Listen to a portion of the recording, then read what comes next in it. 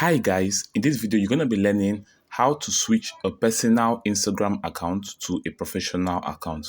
So you're going to launch the Instagram app on your device, then you visit your profile menu at the bottom right corner, then you click on the menu button at the top right corner, then you click on settings and privacy, then you're going to scroll, you click on OK in case this comes up.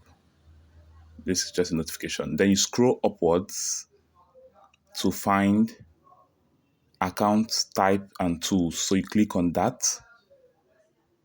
This is where you'll be able to switch. Then you click on switch to professional account. All right, then you click on continue. It's just going to give you some information about how it works. Next, you have to select a category or what best describes your business or your professional account. So you're going to go for a brand, then click on done. Next, you have to select what kind of professional account is this. Is it a business account or a creator account?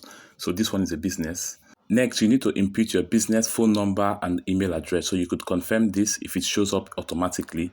Then you connect your Facebook page, or you could skip this. We're going to skip this for this video. Then we close this. We're going to close this. There's no need for this.